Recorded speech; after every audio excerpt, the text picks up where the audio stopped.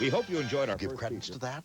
Would you comment on that, Beverly, if that is so? Well, I think it is. He's a very keen observer of the film scene. Well, I think he's quite right in making that observation, because we don't want to attach the emotional aspect of it. It's just pornographic. We just want a quick, sensational flash of it and not see the emotional aspect of it. That we're not quite sure we want to get involved in.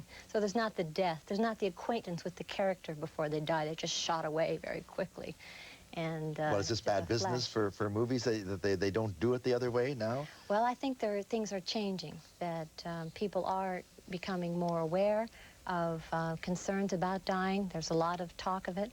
In fact, there's so much talk about death, there's so much literature on death education that we might trivialize it by thinking that we now have a handle on it because we've taken a course or because we can talk about it. That can be a danger, too. Once upon a time, it was permissible for one to die for one's country in a film. You don't see that anymore. No, you don't. That goes back to the Gary Cooper era of Lives of Bengal Lancer, Errol Flynn and the Dawn Patrol, giving the final salute and rolling off screen to his doom. Exactly. Well, some have pointed out that the presence of nuclear weapons makes dying for a cause less likely, because if there is a nuclear holocaust, then history is gone. Everything is over. Everything's over. So what's the point of dying for anything if nothing exists? So with that presence, you focus on more immediate things. You focus on your family. You focus on living today. You focus on things that you can handle. And you might not become involved in larger questions because you're not sure that anything will be here after tomorrow. Is religion important to one in terms of coping with a death in the family? Yes, it is. It is important. It helps people to make some sense out of what their life means.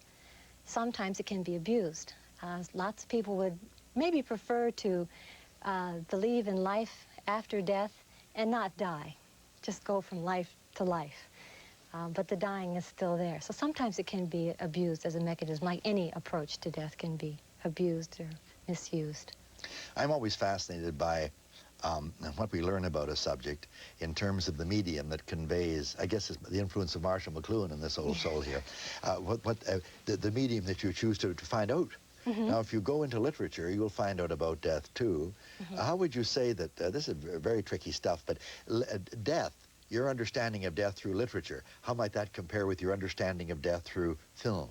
Give us some difference there.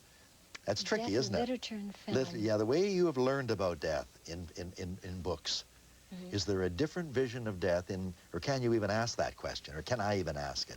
A different vision of death in print. Is it a different thing in print because it's coming in print? Now I'm phrasing myself better, compared to coming in pictures. Well, when I think of images of death, I think they come through so beautifully in pictures.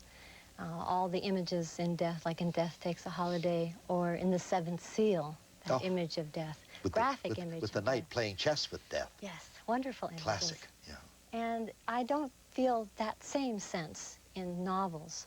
There are many beautiful illustrations. There's of what it's like and some of the relationships, and maybe that's a strength of the novels, to develop those relationships, as many authors have done.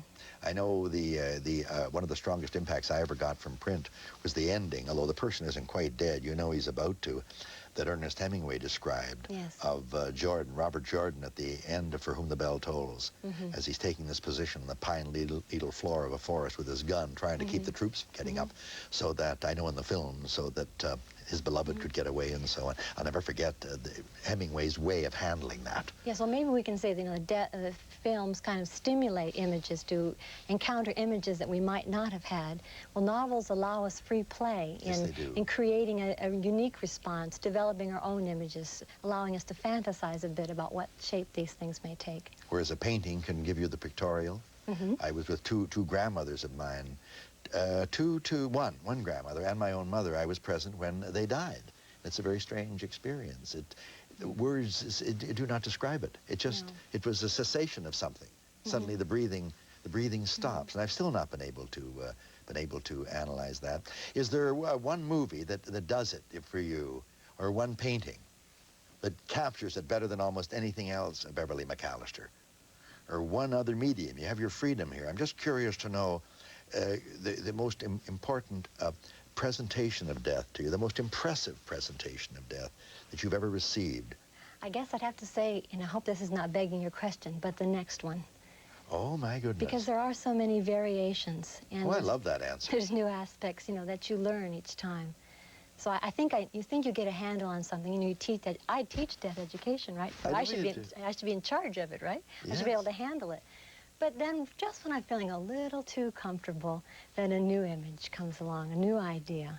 And that's the interesting one. And we're going to carry that on now. We'll see you later. Don't go away. I won't. Because, ladies and gentlemen, we are going to introduce our second feature film. Here it is, without any further pause. You're going to meet the Grim Reaper now, as we promised, face to face. You heard Beverly's comments on the images from this picture. Now see them. Frederick March in Death Takes a Holiday.